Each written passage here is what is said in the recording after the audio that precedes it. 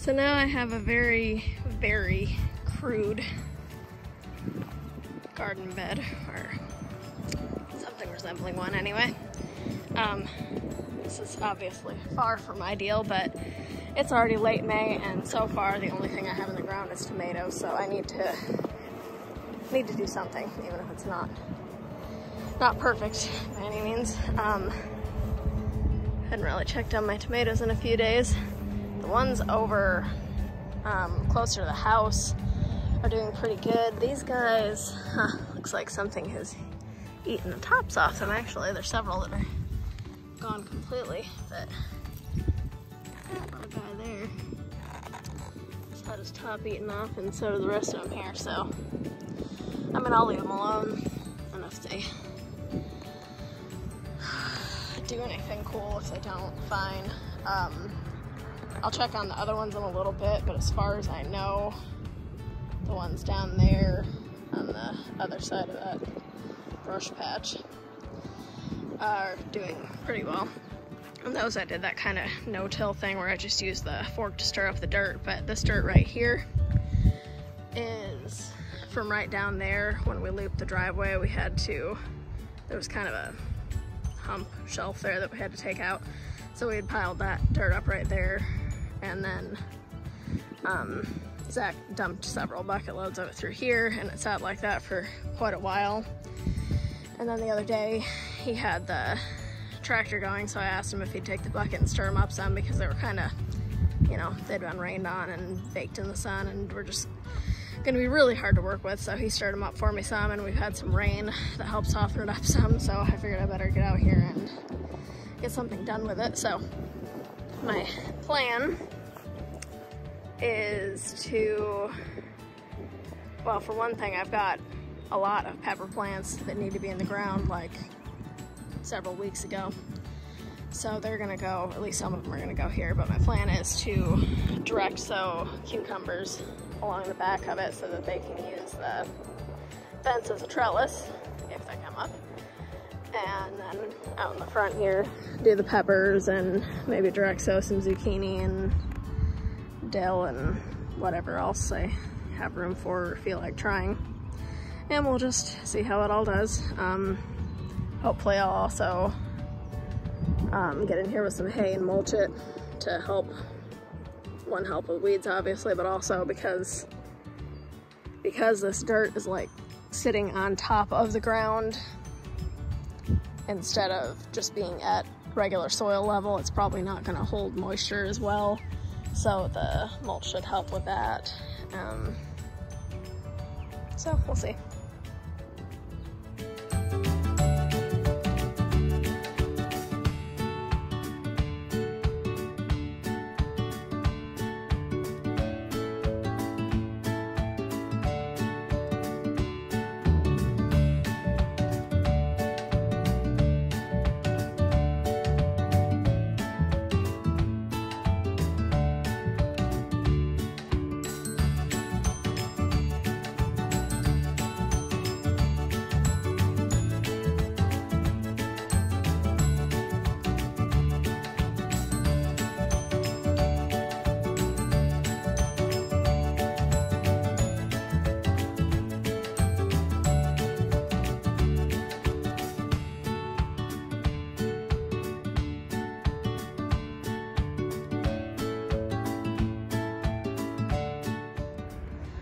So really all I did there was went along, and about every 6 inches I dropped seeds, and I sprinkled some dirt over them, made sure they were covered, and that's it. And that's probably about the laziest way you could possibly do it. Like I said, I'm just trying to get some stuff in the ground.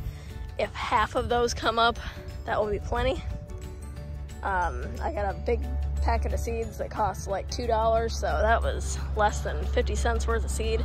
So even if none of them come up, I'm out very little money, very little time. Right here, I started putting in some of my pepper plants. I've got a lot more that need to go in, but she's getting pretty tired, so we're gonna go in and try to do a nap right now, but I'm hoping I can get out later and try to get some more in. I've got, for some reason, yeah, I know. I decided to do 6 varieties of peppers this year. And unlike tomatoes, which if you're saving seeds, tomatoes only need to be separated by like 20 or 25 feet between varieties and you can save seeds. Peppers need like several hundred feet. So I didn't completely think that through as far as from a seed saving perspective. But anyway, 3 of the varieties are sweet and 3 of them are hot. I've never grown hot peppers before, but they will crossbreed between each other. So I'm more concerned that the hot peppers don't breed with the sweet peppers. So I'm going to try to plant just the sweet peppers here and put the hot variety somewhere else, hopefully far enough away that they won't cross. So I'm probably going to continue with this variety and then do something else in between, like some zucchini plants and then the other one, and you know, so on. But I mean, hopefully they do well. They needed to get in the ground regardless. You know, like I say, this is not an ideal setup. I know that. You know, this is not my first time gardening, and it's just where we just moved this winter. We didn't have a lot of time to prepare, so I'm just trying something. And you know, like I said, if it doesn't work out, even if none of it grows, if they all die, at least I tried, and I'm not out a lot of time or a lot of money, and even if nothing else, at least I got to go outside and play in the dirt with my kid. She's not old enough yet to really understand what's going on or how growing plants works, and that I'm not doing a very good job of it this year. But even if all she gets out of this is just that it's good to go outside and to play in the dirt and to play with plants, even if that's the only positive outcome of all of this, then it's still well worth it to me. So one last thing before we go in, I just wanted to take a quick look at my other tomatoes over here, and these guys are doing pretty good. I've got a dead one, or like this poor little guy here. Looks like he got his top eaten off too. So there's here and there some dead ones, missing ones, but for the most part they're doing all right. That guy's doing pretty good, and this one and those ones. So they're looking promising, and they're all the way up through here. And all I did here was this winter I was planning on doing this, so I got a little bit more of a head start on this. So what I did was I just took some old hay and laid along here, hoping it would help suppress the grass, and it did. It helps. It's not perfect, obviously, but that, and when I took the tin off of the chicken coop right there, I laid it along here to help kill the grass too in the spring as it was starting to come on.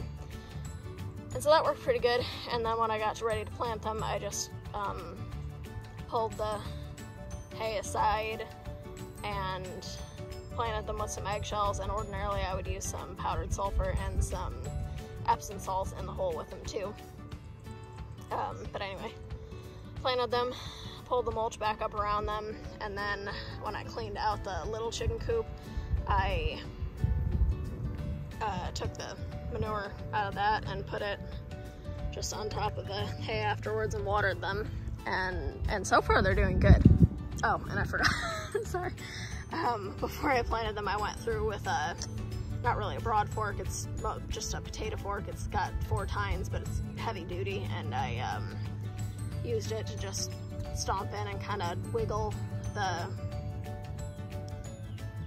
back and forth to loosen things up, so that made it easier to dig in. But that's what I would consider either a no-till or a low-till method, and I've never done that before for anything, especially not tomatoes. Tomatoes are something that I always considered kind of fragile, that need to be pampered, and you need to do, you know, make sure the dirt's loose and all that. And so anyway, you know, a few years ago I probably wouldn't have even considered trying something like that, especially for tomatoes. But you know, that's what I'm getting at. Just try something. You know, it might not work at all. It might not work well.